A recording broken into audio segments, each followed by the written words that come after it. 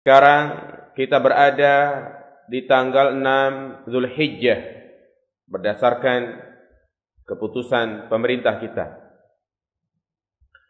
Dan tentunya sangat penting bagi kita untuk mengetahui dan memahami keistimewaan hari-hari yang kita sedang berada di dalamnya, dan juga amalan-amalan yang disyariatkan di dalamnya, khususnya pada tanggal 9, 10, 11, 12, 13 Zulhijjah.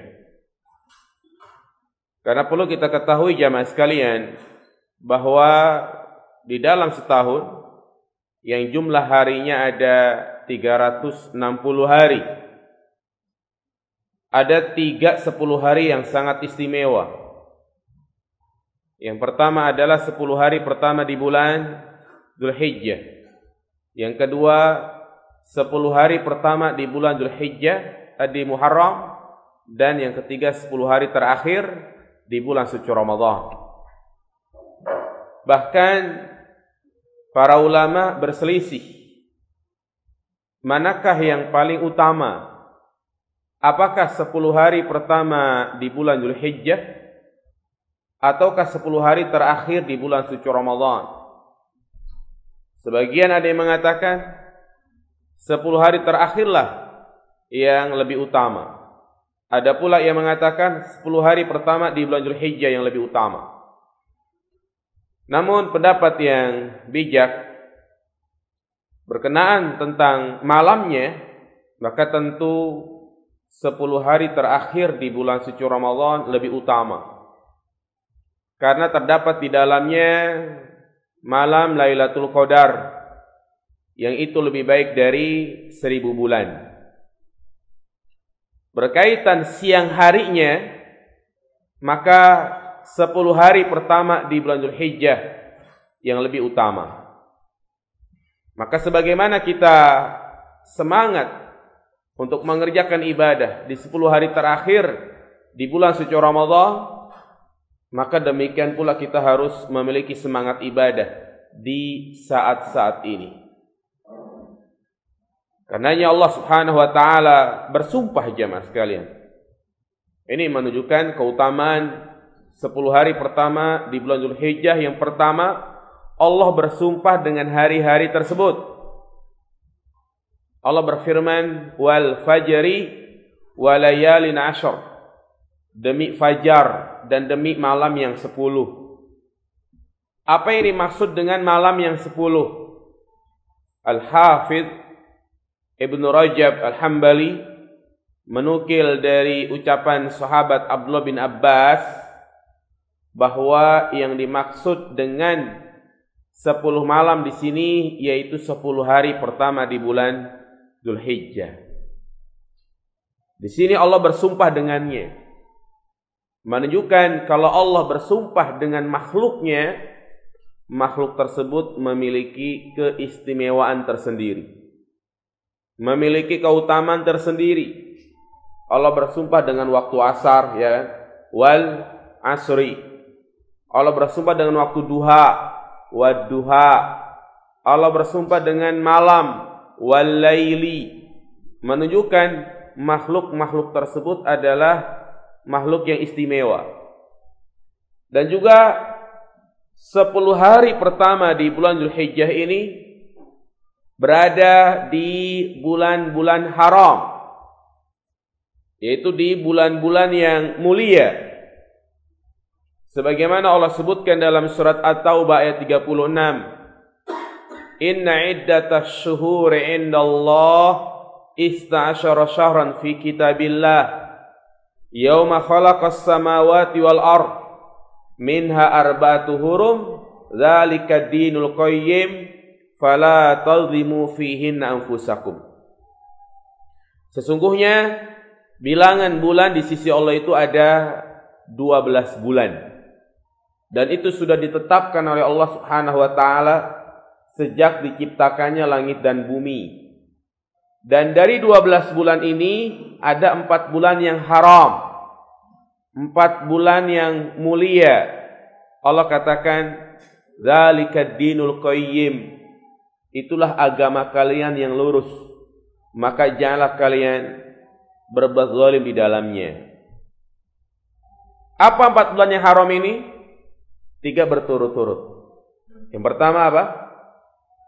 Dzulqa'dah, Dzulhijjah, Muharram. Satu lagi Rajab, yang terletak antara bulan Jumada Tsani dan bulan Sya'ban. Ini 4 bulan yang haram. Dan yang perlu kita perhatikan jamaah sekalian, di akhir ayat Allah mengatakan, "Fala tazlimu fihinna anfusakum." Janganlah kalian menzalimi diri kalian di bulan-bulan tersebut. Allah tekankan kita jangan sampai kita melakukan kezaliman.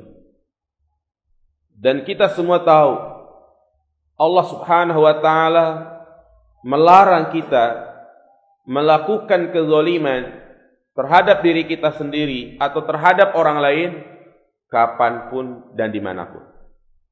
Di mana saja, kapan saja kita tidak boleh berbuat zalim, berbuat dosa, bermaksiat kepada Allah Subhanahu wa taala. Tetapi Allah lebih tekankan lagi, jangan sampai kalian berbuat dosa di bulan-bulan ini. Menunjukkan bahwa perbuatan dosa yang dilakukan oleh seorang hamba di bulan-bulan ini tidak seperti di bulan-bulan yang lain.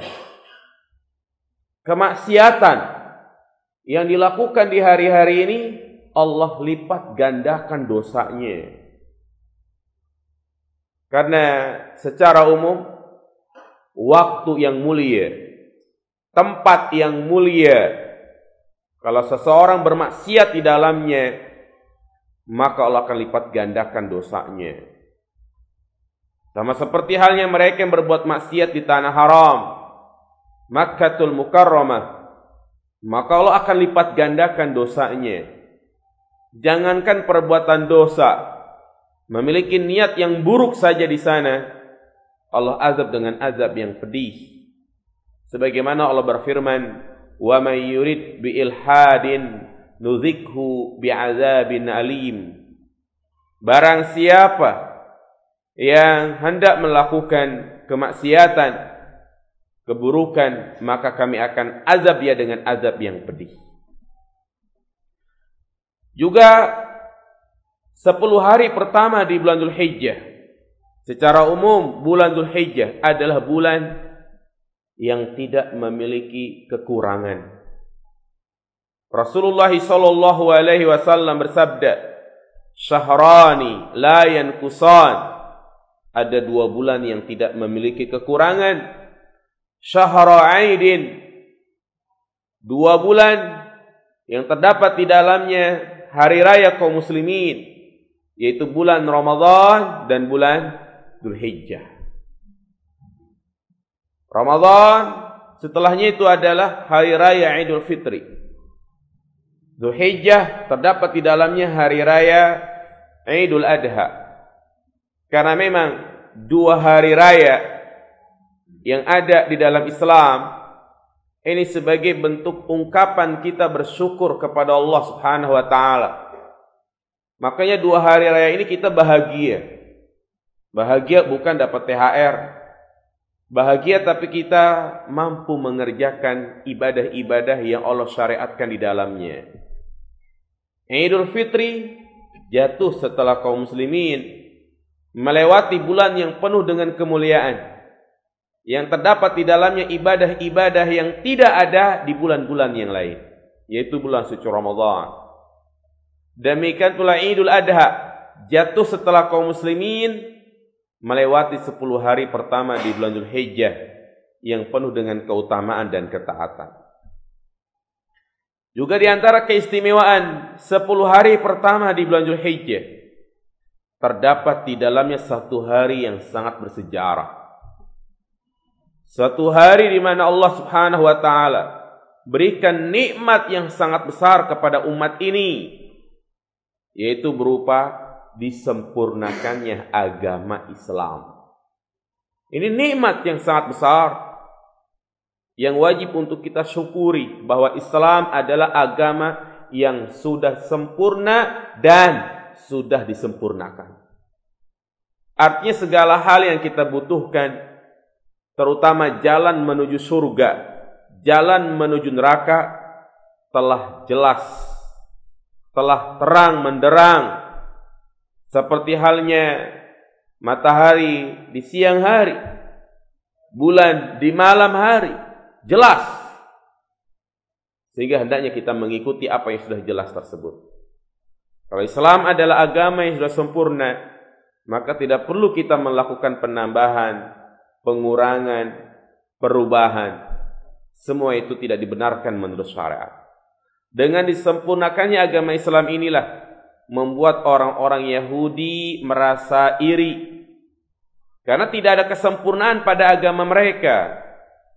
Makanya mereka mendatangi Umar seraya mengatakan, "Ya Umar, innakum taqra'una ayah fi kitabikum law 'alaina ma'syaral yahud nazalat latakhadna dzalikal yawma 'ida." Wahai Umar, ada satu ayat yang kalian membacanya.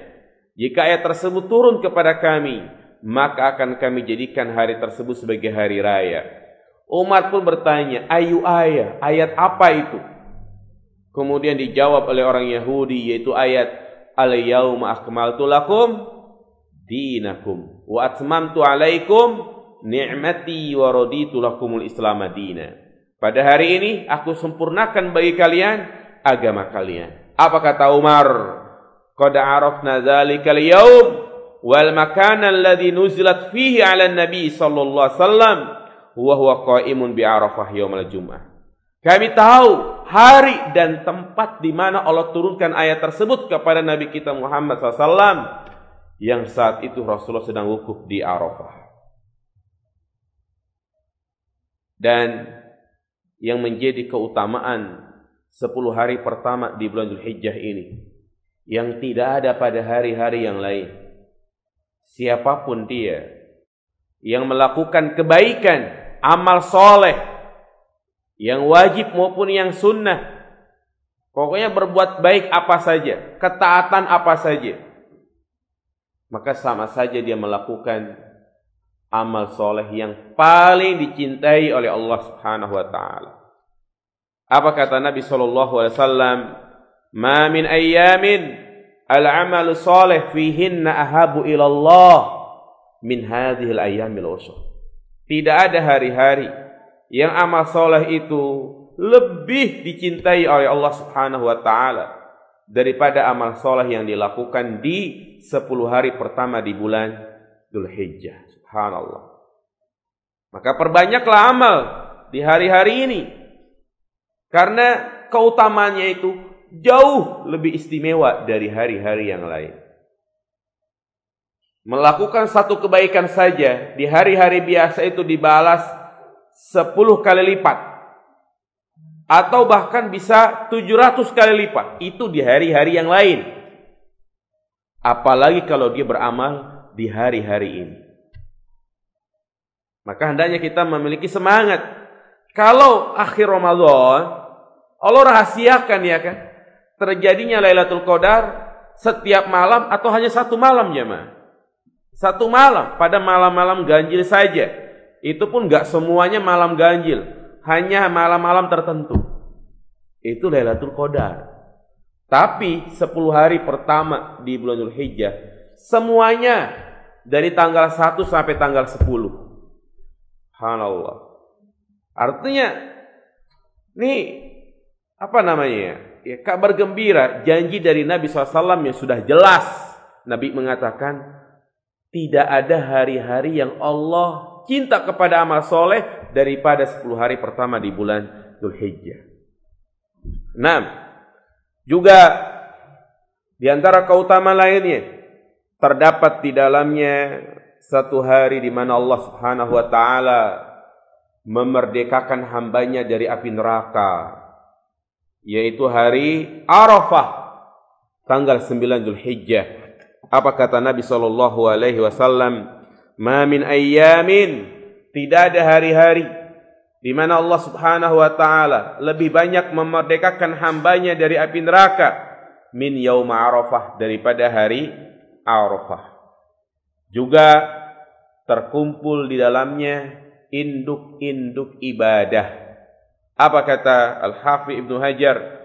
Walladzi yazhar anna sababa fi imtiyazi ashri dzulhidzah limakani ijtimai ummahatil ibadah. Dan yang nampak 10 hari pertama di bulan Dzulhijjah menjadi hari-hari yang sangat istimewa karena terkumpul di dalamnya induk-induk ibadah. Apa itu induk-induk ibadah? Salat, puasa, sedekah, haji. Semua ini ada di 10 hari pertama di bulan Dzulhijjah. Subhanallah, itulah keutamaan yang sangat banyak. Dengan kita mengetahui keutamaan-keutamaan ini, hendaknya menjadi motivasi buat kita semua. Saya, antum, dan semuanya untuk memiliki semangat ibadah. Amal soleh apa saja. Sedekah, memberikan manfaat kepada orang lain, berbuat baik kepada orang lain, membahagiakan hati orang lain, maka itu adalah kebaikan. Kebaikan itu subhanallah banyak cabangnya. Yang Nabi SAW menjelaskan tentang pokok-pokok kebaikan. Yang pertama adalah engkau memberikan manfaat kepada orang lain. Yang kedua, kaful adza, tidak berbuat zalim kepada orang lain, wa talaqatul wajhi, dan memiliki wajah yang ceria. Ya. Jadi berbuat baik, memberikan manfaat semampu kita. Kalau memang kita tidak bisa memberikan kebaikan, jangan berbuat apa? Zalim. Udah, intinya prinsip hidup ya kayak begitu jamaah sekalian. Ya. Kita mampu memberikan manfaat, lakukan. Tidak mampu, jangan berbuat zalim. Jangan sampai kehadiran kita di dunia ini membuat orang tidak merasa nyaman. Apa kata Nabi sallallahu alaihi wasallam? Al-muslimu man salimal muslimuna min lisanihi wa yadihi. Muslim itu adalah di mana kaum muslimin merasa aman dengan lisannya dan juga dengan tangannya. Artinya apa? Ya, muslim itu di mana tetangga kita, teman kita, orang tua kita, siapapun dia merasa nyaman dengan kehadiran kita. Maka sebaliknya, bukan dikatakan seorang muslim kalau kehadiran dia di suatu tempat, di suatu komunitas membuat tidak nyaman orang yang ada di situ. Ketika dia datang, ya dia datang lagi. Resek banget nih orang nih. Ya. Dia punya tetangganya nggak merasa nyaman, nggak betah tinggal di situ. Kenapa? Karena perbuatannya. Mungkin buang sampah sembarangan, mungkin dia melihara kucing nggak diurusin, berak di mana-mana. Mungkin dia melihara ayam, ya ayamnya dia biarin ke tetangganya, mobil tetangganya diberakin, ya kan? Kita punya tangga kayak gitu, kesel nggak? Kesel. Iya. Parkir mobil sembarangan di depan rumah. Kita mengeluarin mobil, harus ngomong dulu ke dia. Kita panggil-panggil mukanya sewot. Orang kayak begini banyak gak jamaah sekalian? Banyak. Ya ada gitu ya. Kadang dia parkir udah memakan bahu jalan, dia tambah pot lagi. Jangan kita jadi orang kayak begitu. Ya. Ini kan membuat orang tidak merasa nyaman. Karena itu bukan hak kita. Makanya pada prinsipnya apapun yang itu bukan hak kita, jangan merasa memiliki, jangan merasa menguasai. Apalagi itu berkaitan dengan fasilitas umum. Jangan kita merasa untuk memiliki, semua itu akan dipertanggungjawabkan nanti pada hari kiamat jamaah sekalian. Makanya Rasulullah mengecam tindakan orang yang parkir sembarangan, orang yang ngambil tanah orang, satu jengkal saja, itu nanti pada hari kiamat dia akan dikalungkan ya dengan tanah yang dia ambil. Itu prinsipnya jemaah sekalian. Memberikan manfaat kepada orang lain atau kita tidak apa? Menzaliminya. Berusaha untuk menolong penderitaan orang lain. Ya, ada teman yang sakit, peka kita. Jangan pura-pura enggak tahu, minimalnya kita doakan. Nah, lalu adakah amalan-amalan khusus di 10 hari pertama di bulan Dzulhijjah ini jemaah sekalian? Tentu ada beberapa amalan yang disyariatkan di hari-hari ini. Terutama banyak sekali nanti mulai tanggal 9, 10, 11, 12, 13. Ya, yang tanggal 8 disebut namanya Yaumut Tarwiyah. Tanggal 9 disebut namanya apa? Yaumul Arafah. Tanggal 10 disebut namanya Yaumun Nahri. 11, 12, 13 Ayyamut Tasyrik. Ya, maka di antara amalan yang disunahkan untuk kita perbanyak di hari-hari ini adalah memperbanyak puasa. Puasa sunnah. Boleh kita niatkan puasa Dzulhijjah. Pokoknya puasa sunnah apa saja. Di 9 hari pertama di bulan Dzulhijjah. Sebagaimana dikatakan oleh Hafsah radhiyallahu taala anha, kana an-nabiy sallallahu alaihi wasallam kana yasumu yauma Asyura wa tis'an min Dzulhijjah wa salasata ayyamin min kulli syahr. Adalah Rasulullah sallallahu alaihi wasallam, beliau selalu melakukan puasa pada tanggal 10 Muharram. Disebut namanya puasa apa? Asyura. Dan berpuasa pada 9 hari pertama di bulan Dzulhijjah, dan yang ketiga berpuasa 3 hari setiap bulan. Apa puasa yang dilakukan pada tanggal 13, 14, 15? Puasa apa jemaah? Ayyamul Bid. Nah, artinya ini diantara ibadah yang Allah syaratkan adalah perbanyak puasa. Kalau mungkin kita tidak sempat untuk berpuasa karena capek, lelah, tidak mengapa. Tapi jangan lewatkan. Jangan lupakan. Rugi kalau dia tidak berpuasa.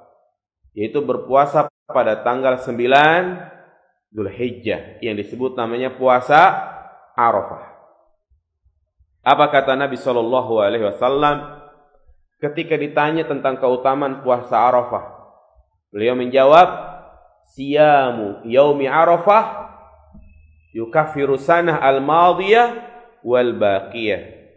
Puasa Arafah itu menggugurkan dosa setahun yang lalu dan setahun yang akan datang. Subhanallah. Keutamaan yang sangat luar biasa. Maka tadi saya katakan, rugi kalau dia nggak puasa. Karena ini menghapus dosa-dosa setahun yang lalu dan setahun yang akan datang. Yang mana puasa Arafah, insya Allah jatuh pada tanggal 9 Dzulhijjah. Kalau kita mengikuti keputusan pemerintah, berarti hari apa? Hari Sabtu. Maka bagaimana kalau ada yang bertanya?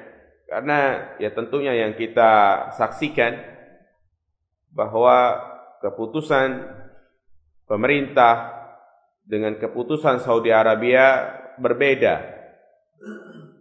Mulai dari penetapan tanggal 1 Dzulhijjah, Saudi Arabia menetapkan tanggal 1 Dzulhijjah adalah hari Kamis.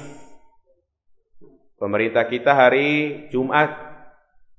Sehingga ya penetapan tanggal 1 Dzulhijjah berbeda, demikian pula hari Arafahnya. Saudi Arabia hari Arafah jatuh pada hari Jumat. Berarti lebaran hari Sabtu.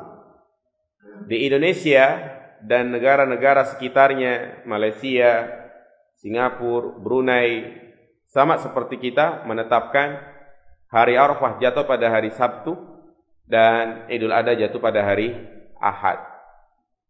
Mungkin terjadi kebingungan di antara kita ya tentang manakah yang kita ikuti. Sebenarnya permasalahan ini sudah ada sejak zaman dahulu. Sejak zaman Al-Hafidh Ibnu Hajar, di mana penduduk Mesir itu lebih dahulu lebaran daripada orang-orang Saudi. Iya, sehingga terjadi 3 pendapat jamaah sekalian.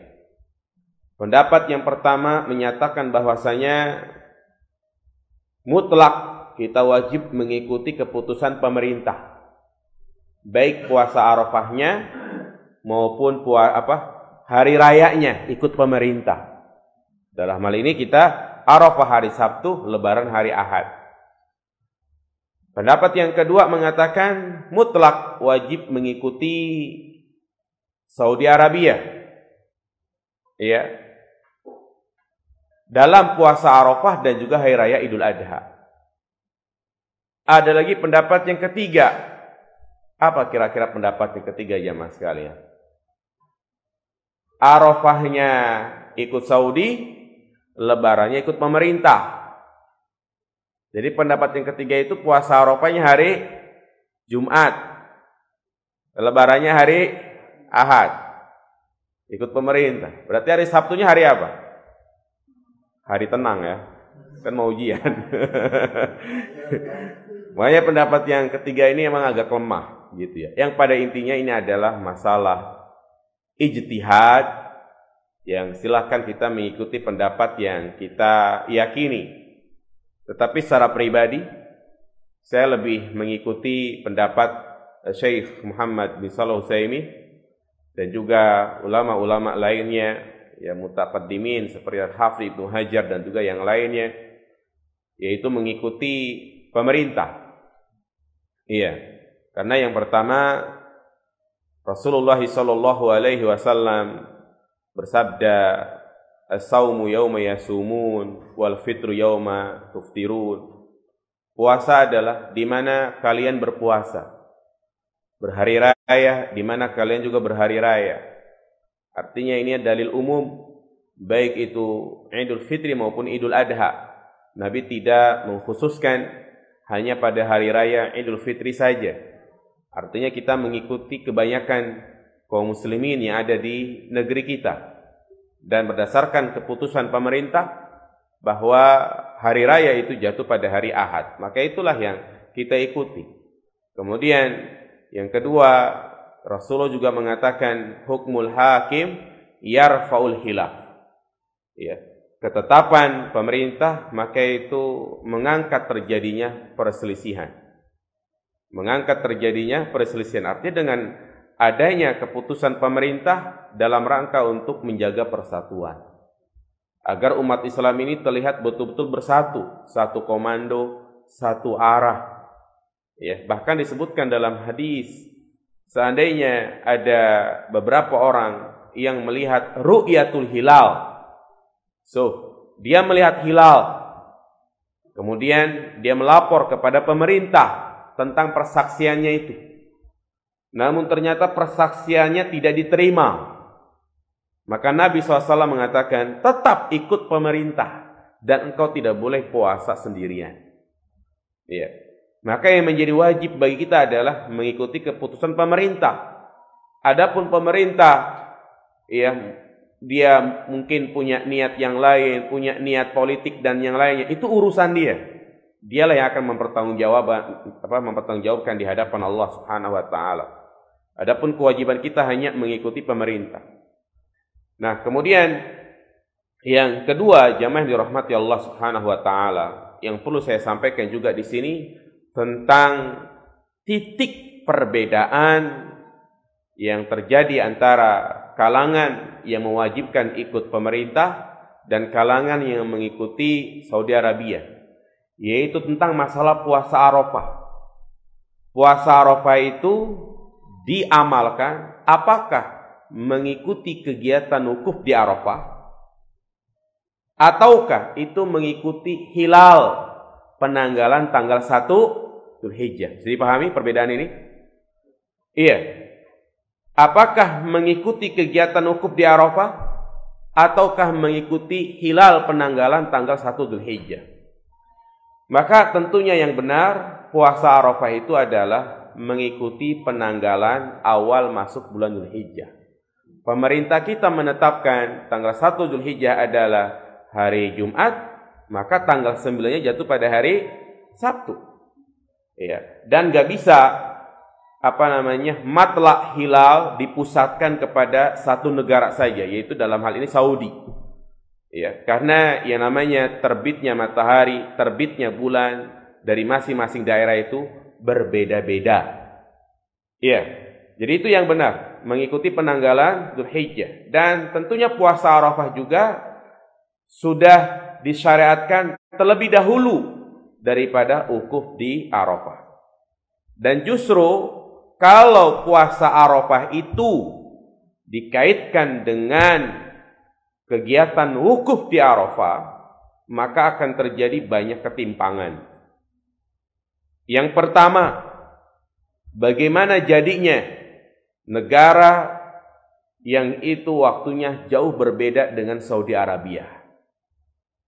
Kita saja di Jawa dengan Saudi Arabia beda berapa jam? 4 jam.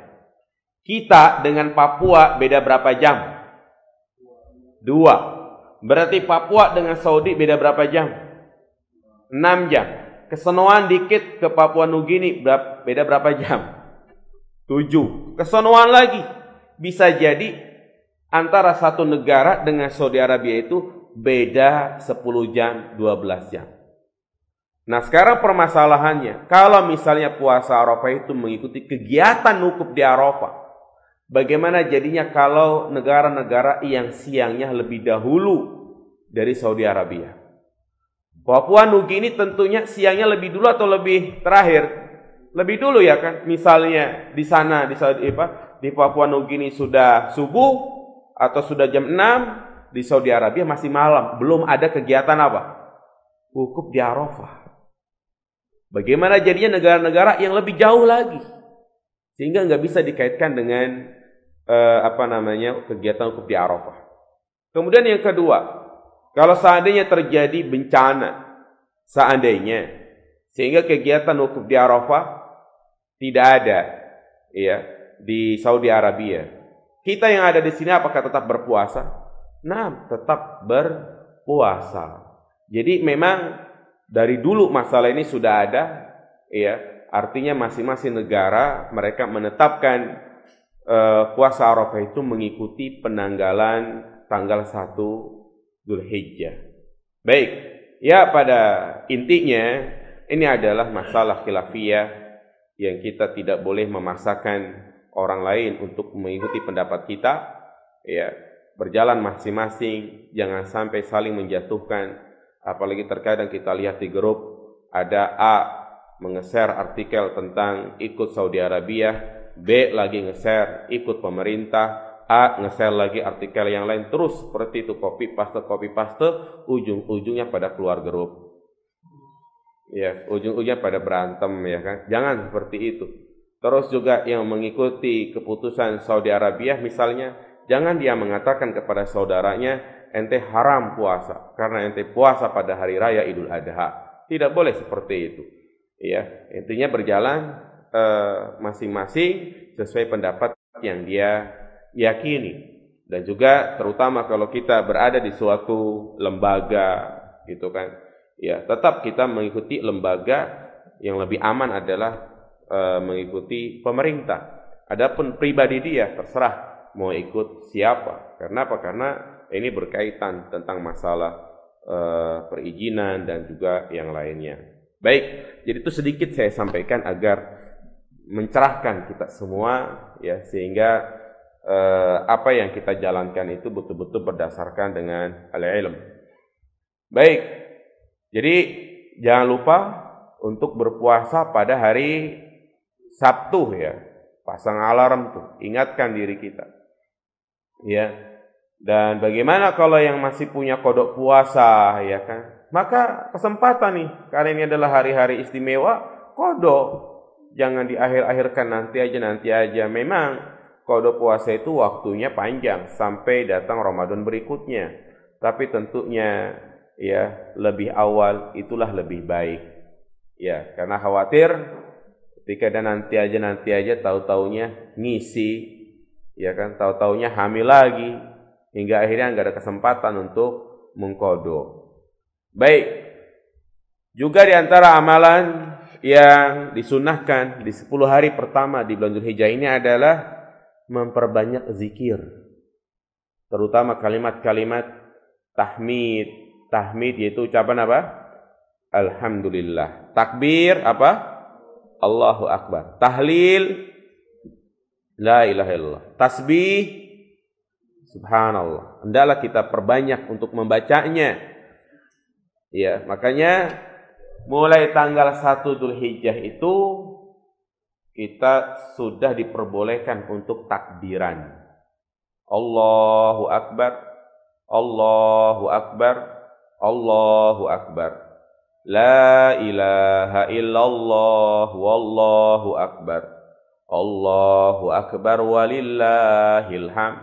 Itu kita baca mulai tanggal 1 Dzulhijjah sampai tanggal 13 Dzulhijjah.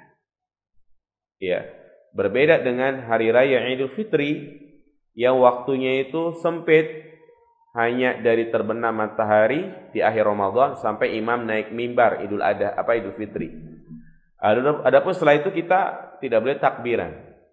Kalau Idul Adha lebih luas. Jadi perbanyak takbiran. Ketika kita berada di tempat kerja, menjelang tidur, ba'da sholat, perbanyak takbiran. Tapi jangan pakai speaker luar. Nanti disangka mau lebaran duluan.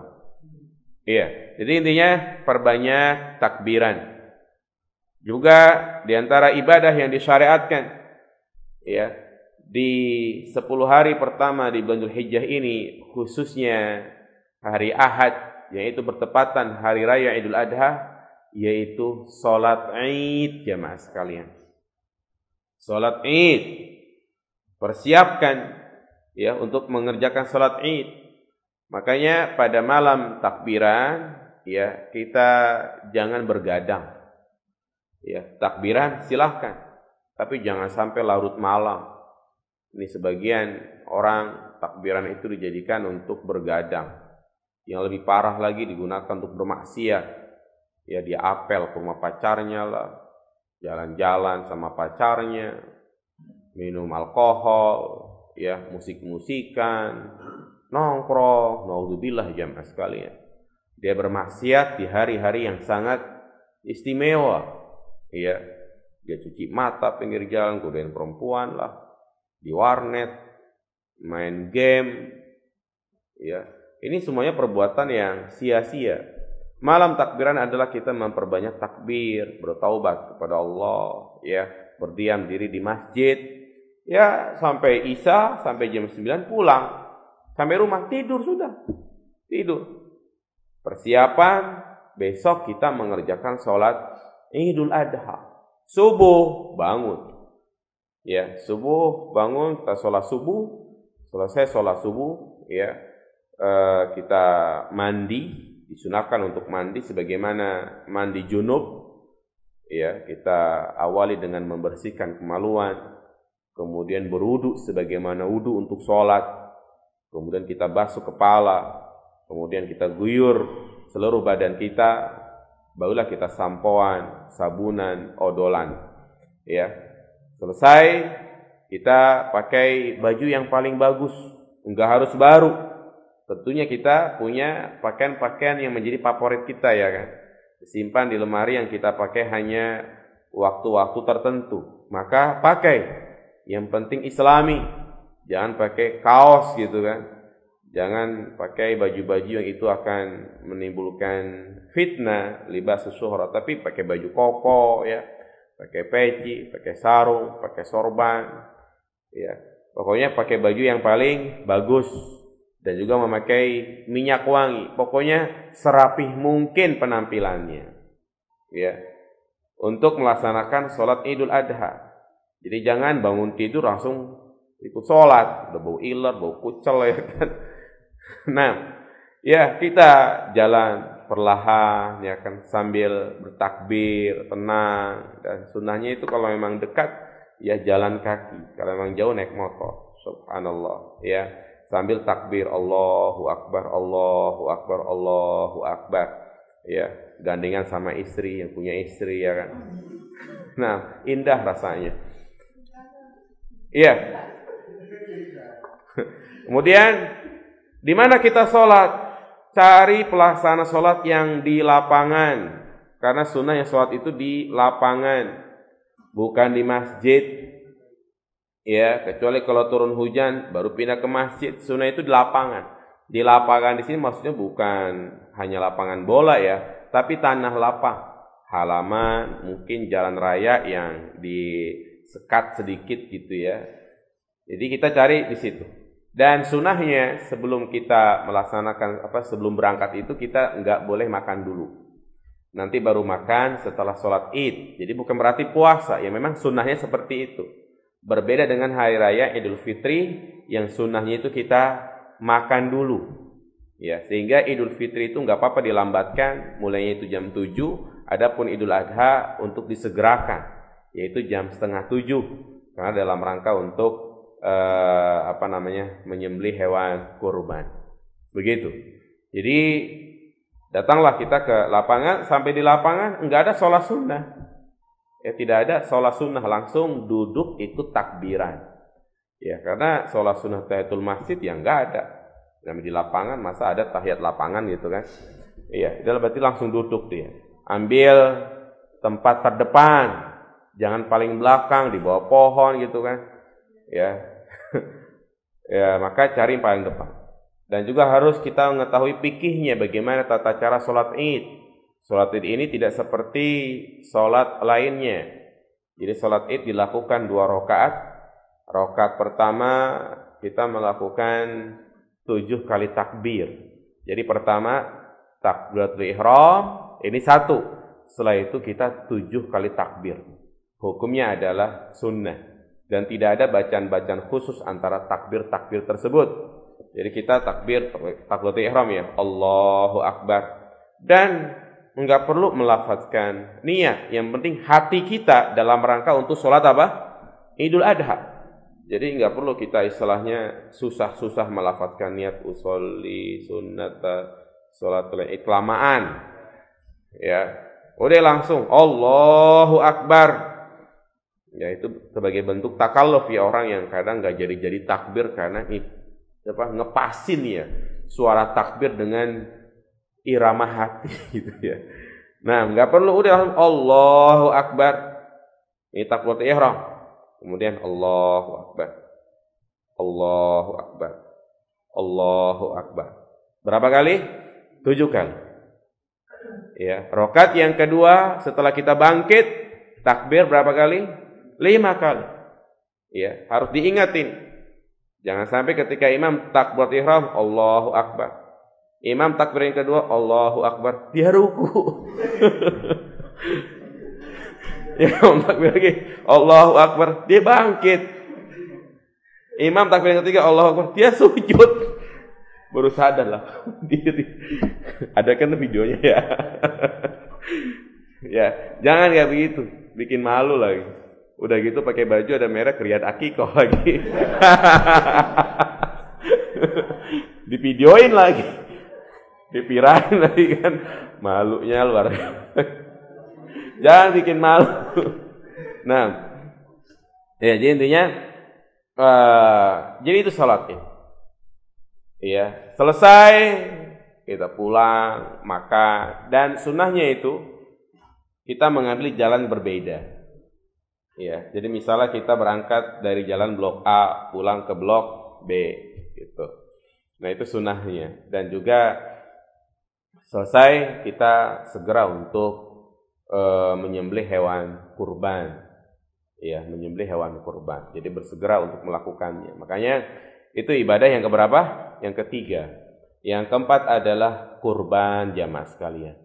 Ini salah satu ibadah yang sangat penting, ibadah yang sangat agung, perintah agama, bahkan ya kebanyakan para ulama menghukumi kurban itu adalah wajib.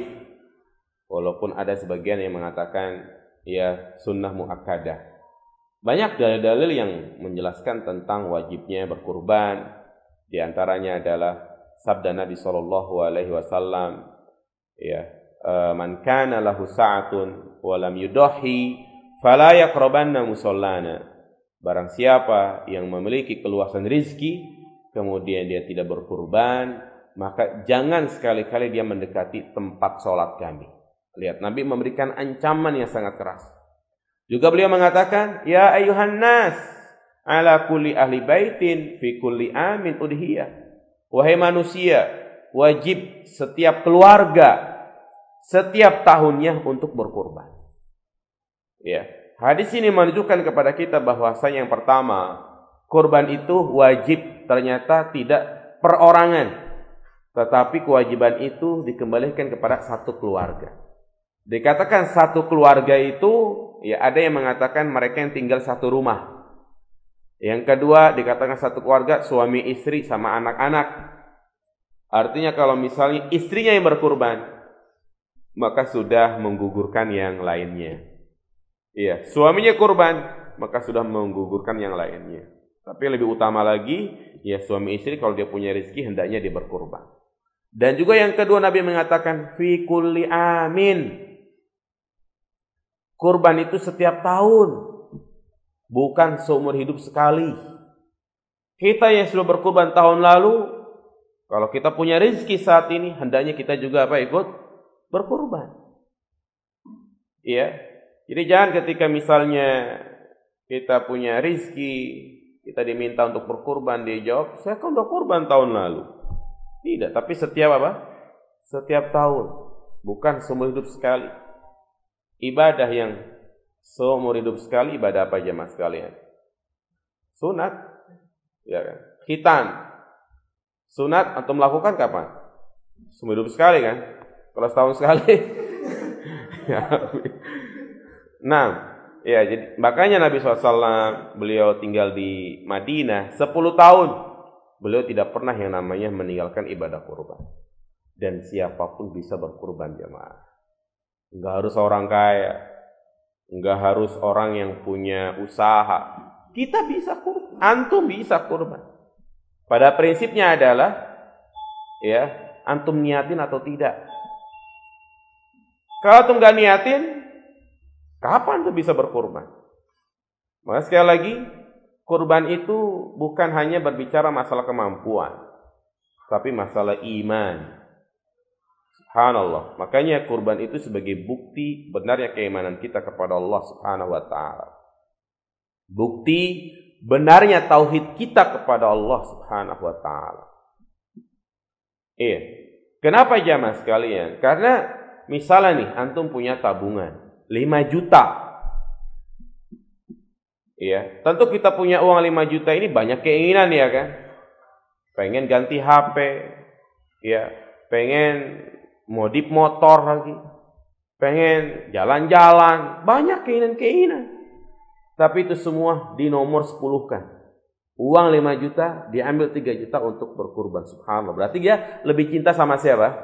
Allah Subhanahu wa taala. Nah, iya. Sekali lagi, kurban itu bukan hanya berbicara masalah istiqoah. Kurban itu berbicara masalah niat, iman. Dan saya punya cerita. Ya, artinya saya kan sama di sini ikut jualan kambing juga ya. Itu subhanallah ya, yang membuat saya terharu gitu ya. Pernah suatu ketika ada yang beli kambing, ya, Pak, uangnya transfer aja ya ke rekening yang sudah ada di Prom. Apaan Pak Ustadz? Saya nggak punya rekening. Gitu. Ya udah, kita ketemuan aja. Gitu. Ya, ketemuan tuh, datang nemuin saya, dia bawa kresek hitam, langsung diserahin ke saya duitnya. Itu isinya 2.000-an semua. Ya, 2.000-an semua, nggak ada yang nama 100.000, 50.000. Bahkan saya hitung udah ada yang bulukan gitu kan. Subhanallah, ini siapa ya? Duit siapa ini? Ini sebenarnya bukan saya mau udah beli kambing. Ini tabungan anak saya kelas 3 SD. Subhanallah, anak yang belum punya pekerjaan, yang belum punya penghasilan, dia nabung 2.000 gitu kan. Setiap dikasih uang jajan 5.000, 3.000 dia jajanin 2.000 untuk dia celengin. Bayangin, artinya 5.000 kan sedikit gitu kan, tapi 2.000 dia sisihkan untuk nabung. Cita-citanya kurban, pokoknya tahun depan kurban. Begitulah. Jadi kita taruh di hati kita jamaah sekalian. Sama seperti kita kalau punya sesuatu keinginan, target tahun depan harus nikah nih. Dari sekarang kita ngapain itu? Ngumpulin duit ya kan? Nabung, bulan ke bulan. Karena hati kita itu pengen nikah gitu. Sama seperti halnya orang tua yang anaknya mungkin sudah umur 6 tahun, nyari sekolahan.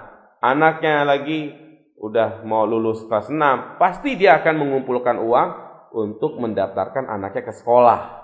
10 juta, 15 juta. Kenapa? Karena dia niatin gitu loh. Ya. Siapapun yang gajinya 1 juta, 2 juta, 3 juta, mampu kalau dia punya niat. Ya. Dan begitulah seorang mukmin jamaah sekalian, bangga ketika dia bisa memberi. Jadi kalau sudah masuk bulan Dzulhijjah itu, dia pikirin gimana saya bisa berkurban.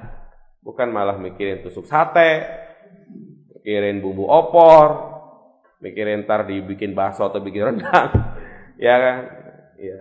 Jadi orang yang berwibawa adalah orang yang subhanallah berbagi, bukan berharap orang itu ngasih ke dia. Nah, ya jadi itu jemaah sekalian kurban. Ya, yang menjadi kewajiban bagi yang memiliki kemampuan. Dan terakhir adalah ibadah haji, ya ini bagi yang mampu, dan haji adalah ibadah yang sangat agung yang Nabi SAW bersabda, wal hajjul mabruru laisa lahu jazaun ilal jannah. Haji yang mabrur tidak ada balasan kecuali surga, tentunya yang dilakukan dengan ikhlas dari harta yang halal. Ya, semua ibadah ya harus bersumber dari harta yang halal, mau haji mau kurban. Kayak tadi itu sebelum zuhur ya, ada jamaah saya yang telepon, Ustaz, masih ada nggak kambing jantan? Nggak ada, adanya betina gitu. Emang kenapa? Ini ada teman aneh mau beli kurban. Ya, tapi ini Ustaz, saya lihat dia kerjanya judi. Lah terus antum tahu dari mana? Iya, dia artinya pengen buang sial istilahnya mau kurban. Jangan, anak gak mau. Antum jelasin nggak boleh itu ya. Kan disebutkan dalam innallaha thayyibun la yaqbalu illa thayyiba. Allah itu zat yang maha baik kecuali menerima yang baik. Ya, bilangnya sama aja dia cuci baju pakai air kencingnya sendiri tuh. Bukan menyucikan. Terus buat apa? Buat jalan-jalan boleh enggak? Enggak boleh. Sekarang itu masalah hati-hati antum ya. Iya, judi online itu luar biasa sekarang. Antum yang namanya pinjol itu kan, jangan sekali-kali. Iya, judi online udah sekarang kayak dilegalkan gitu ya. Mobil, nauzubillah jamaah. Saya ada jamaah itu ya yang artinya saya berusaha untuk mendekati dia gitu kan. Tapi sudah saya kayaknya di luar kemampuan saya. Sudah habis 1 M lebih untuk judi. Padahal udah ngaji, rajin sholat berjamaah. Ya, tapi kalau sudah ada peluang, udah jatuh lagi. Begitu. Padahal Masya Allah dia, kalau dilihat dari zahirnya jenggotan ya kan. Tapi jatuh ke situ, makanya hati-hati. Judi itu, kalau orang sudah kecanduan, susah. Ya, susah itu. Nah, baik jamaah sekalian, saya kira cukup. Itu yang bisa kita sampaikan. Silakan yang mau bertanya, ada pertanyaan, silakan. Nah,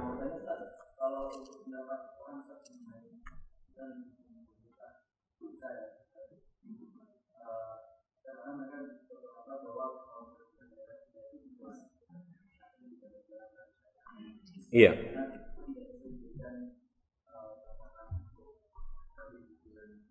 Hilal.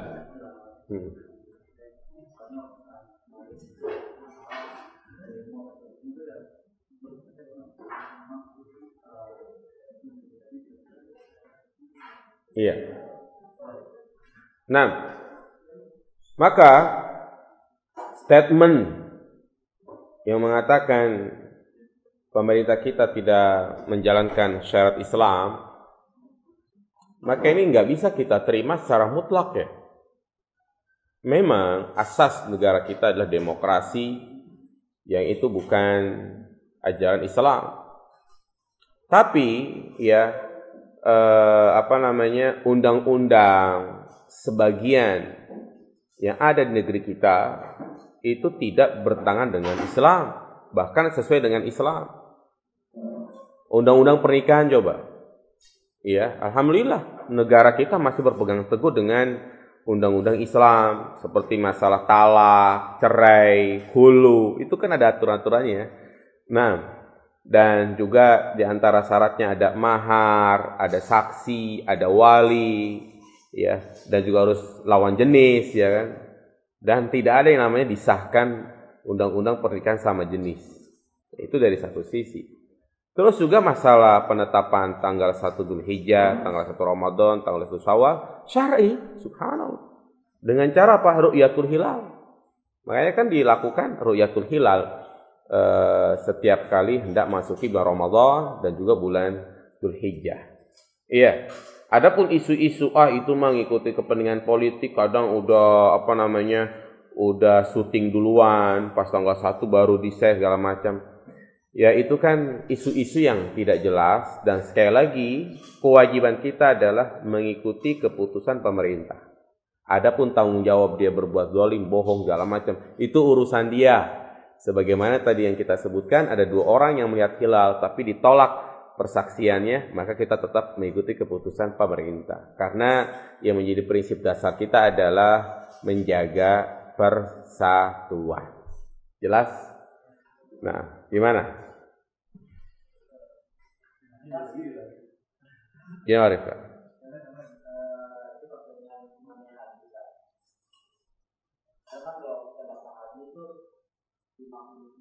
Iya, betul.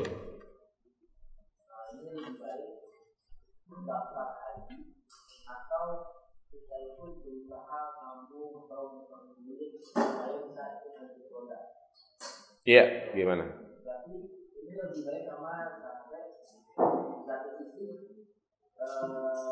kalau nggak sampai 53 tahun mungkin kita mampu gitu ya. Kalau keluarga belum mampu gitu ya. Jadi sebenarnya apakah kita datang dengan ekspektasi berarti umur 9 tahun, 90 tahun baru berangkat. Ataukah duitnya ini kita berikan supaya kita bisa dapatnya lebih rendah. Iya. Gimana baiknya gitu ya? Ya tentu yang pertama, ya memang ini suatu musibah ya. Musibah. Dengan adanya orang-orang yang tidak mampu haji, tapi mereka memaksakan diri dengan pakai dana talangan. Gara-gara mereka itulah yang membuat antrian itu semakin panjang. Padahal kan sudah sangat jelas, haji itu bagi mereka yang mampu. Nah, berkenaan menyikapi masalah ini, bagaimana sikap kita? Maka tentu kembali kepada kemampuan. Kembali kepada kemampuan. Kalau memang dia tidak mampu, ya dia hanya mampu untuk ikut ikut daftar haji reguler gitu ya, maka lakukan itu. Ya, walaupun misalnya kita meninggal sebelum kita berangkat, insya Allah dicatat oleh Allah sebagai orang yang sudah melaksanakan ibadah haji. Kenapa? Karena kita sudah ada niat, dan yang kedua sudah ada apa? Usaha. Bagaimana secara umum orang yang punya niat dan sudah melakukan sebab untuk melakukan amal soleh tercatat sebagai orang yang mengerjakan amal soleh. Ya, man hamma bihasanatin falam ya'malha, barang siapa yang punya niat untuk melakukan amal soleh dan dia enggak jadi karena ada suatu sebab, maka tetap dia tercatat seperti orang yang mengerjakan amal soleh. Antum mau kajian, tengah jalan ban bocor, tetap mendapatkan keutamaan apa? Menuntut ilmu. Begitu. Itu kalau memang dia memiliki kemampuan. Mampunya hanya ya segitu. Yang kedua, kalau misalnya dia mampu untuk mengumpulkan target 3 tahun, 4 tahun, duit terkumpul 250 juta dan bisa berangkat haji furoda. Maka itu yang terbaik. Itu yang terbaik. Atau di bawahnya lagi dia ikut yang ONH Plus. Karena ONH Plus saja nunggu berapa tahun? 5 tahun. Tapi kalau saran saya lebih baik ikut yang ONH Plus daripada furoda. Karena yang namanya furoda ini ya kalau kita mau buka-bukaan ya, visanya itu bukan visa resmi dari pemerintah, itu adalah visa tamu kunjungan. Dan saat ini banyak travel-travel besar yang sedang menjerit.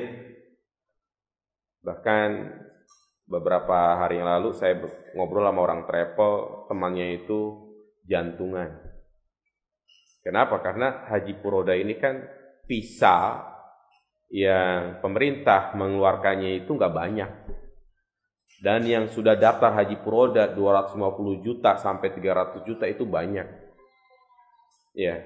Kenapa mereka bisa jantungan begitu? 250 juta ini pertama sudah dia gunakan untuk pesan tiket, booking tiket. Yang kedua, dia sudah pesan hotel untuk beberapa hari. Operasional akomodasi di sana untuk nyewa bus segala macam sudah dikeluarkan. Tinggal nunggu apa? Visa belum turun. Ya, sampai waktu itu saya ngobrol pada tanggal 25 Juni. Dia udah pesen tiket tanggal 26 Juni. Bayangin coba. Ya, artinya dia pesen tiket tanggal 26 Juni, tanggal 24 visa belum turun. Tiket hangus gak itu kalau udah keluar? Hangus. Tuh, hati-hati. Banyak sekarang ini kasusnya ini. Kenapa? Karena mereka terlalu berani. Ya. Karena ini apa namanya? Ini baru uji coba nih sebenarnya nih, baru pertama kali, tapi udah pada berani ternyata ngambil visa, akhirnya banyak yang gagal. Jadi hati-hati. Ya, jangan asal daftar ya. Kan lumayan 250 juta kita nyari duit. Ya, yang dapat gampang sih gampang. Yang gaji sebulan 3 juta, berapa tahun ngumpulin? Hukum sahibul kurban yang tidak melihat hewan kurbannya. Apakah harus tahu dan melihat atau tidak perlu kalau misal menitipkan kurban ke orang lain atau ke lembaga? Sunnahnya, sahibul kurban adalah menyembelih sendiri. Sunnahnya. Atau minimalnya menyaksikan. Ya. Tetapi itu bukan menjadi suatu hal yang wajib. Makanya kalimat apakah harus tahu? Tidak harus tahu. Yang penting dia sudah menitipkan kepada lembaga yang profesional, yang amanah, maka itu sudah cukup. Tetapi sebagai bentuk amanah kita membuat dokumen dan dikirimkan kepada sahibul kurban. Ya, jadi itu sudah dikatakan cukup. Makanya kalau misalnya ada sahibul kurban yang ingin menyaksikan, fadhol silakan datang. Begitu, diperbolehkan. Baik. Ya, saya kira cukup. Itu yang bisa saya sampaikan. Gimana? Silakan. Ya.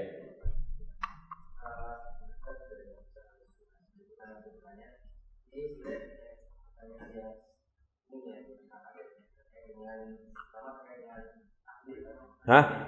Takbir ya?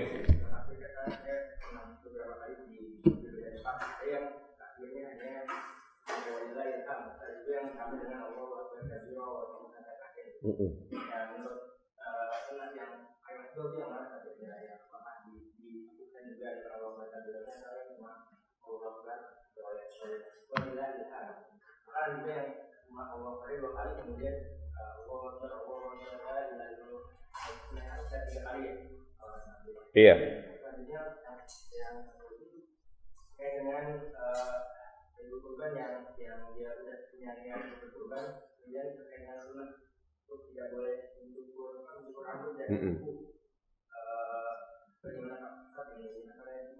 Iya.